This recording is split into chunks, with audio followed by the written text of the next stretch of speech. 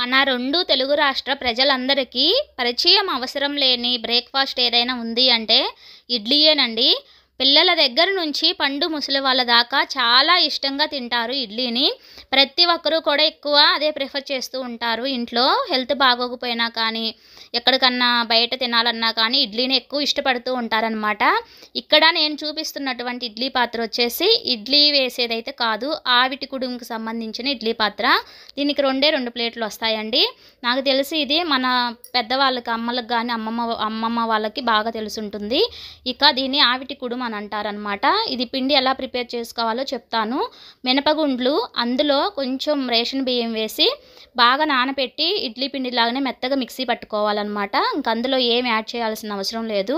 Night అంతా పులియపెట్టి చక్కగా ఇలాగా ఆవిటి కుడుము అయితే వేసుకోవాలి. ఇందులోకి కొబ్బరి చట్నీ అయితే చాలా బాగుంటుంది. ఇది పచ్చి బాలింతలకు పిల్లలకు నెయ్యేసి